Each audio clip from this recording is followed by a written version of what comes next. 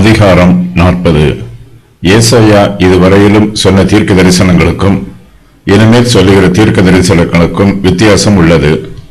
இந்த அதிகாரத்தில் இருந்து ஏசாயா புஸ்தகத்தின் பிந்திய பகுதி ஆரம்பமாகிறது.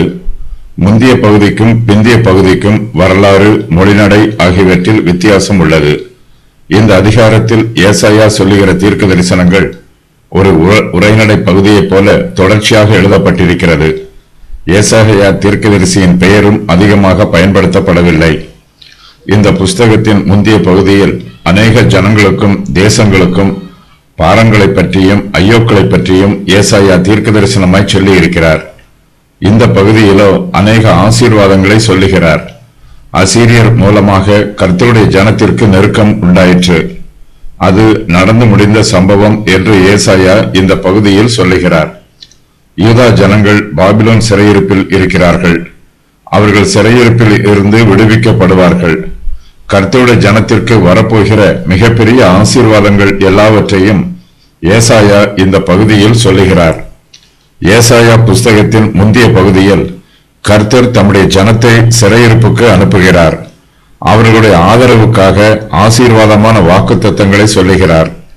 அவர்கள் சிறையிருப்பில் துன்பம் அனுபவிக்கும் போது கர்த்தருடைய வாக்குத்தத்தங்கள் எல்லாம் அவர்களுக்கு பேருதவியாக இருக்கும். பாபிலோன் நதிகளின் கரையில் கர்த்தருடைய பிள்ளைகள் கண்ணீர் விட்டு அழும்போது கர்த்தர் சொன்ன வாக்குத்தத்தங்கள் அவர்களுக்கு மிகுந்த ஆறுதலாய் இருக்கிறது. ஏசாயா தன்னுடைய தீர்க்க தரிசன புஸ்தகத்தின் பின்பகுதியில் இயேசு கிறிஸ்துவை பற்றியும் சுவிசேஷத்தின் கிருபைகளை பற்றியும் அதிகமாய் சொல்லுகிறார். புதிய ஏற்பாட்டு சத்தியங்கள் முழுவதையும் ஏசாயா தன்னுடைய தீர்க்க தரிசனத்தில் சுருக்கமாய் சொல்லுவது போல இருக்கிறது. சுவிசேஷ புஸ்தகங்களின் ஆரம்பத்தை போலவே ஏசாயா புஸ்தகத்தின் பிந்திய பகுதியும் ஆரம்பமாகிறது. ஏசாயா வனாந்தரத்திலே கூப்பிடுகிற சத்தம் உண்டாயிற்று என்று ஆரம்பிக்கிறார்.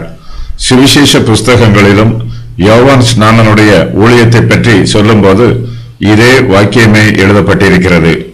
புதிய ஏற்பாட்டின் கடைசி புஸ்தகமாகிய வெளிப்படுத்தின விசேஷம் புஸ்தகத்தில் புதிய வானத்தையும் புதிய பூமியையும் பற்றி சொல்லப்பட்டிருக்கிறது.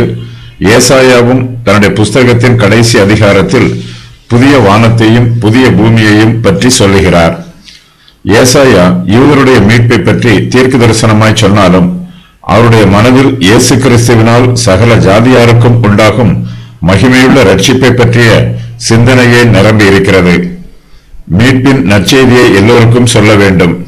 வனாந்திரத்திலே கூப்பிடுகிற சத்தம் மீட்பின் நற்செய்தியை அறிமுகப்படுத்துகிறது.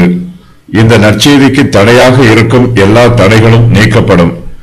தேவனுடைய வார்த்தை ஸ்தாபிக்கப்படும். அது நிச்சயமாய் நிறைவேறும்.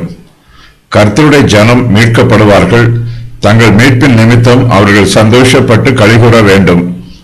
தேவனுடைய சர்வ வல்லமையும் சர்வ ஆளுகையும் உன்னதமானது. விக்கிரகங்கள் ஒன்றுமில்லாமல் போகும். விக்கிரக ஆராதனைக்காரரும் தங்கள் மதியினத்தினால் ஒன்றுமில்லாமல் போவார்கள். கர்த்தருடைய பிள்ளைகள் பயப்படக்கூடாது. கர்த்தருக்கு காத்திருக்கிறவர்கள் புது பலன் அடைவார்கள்.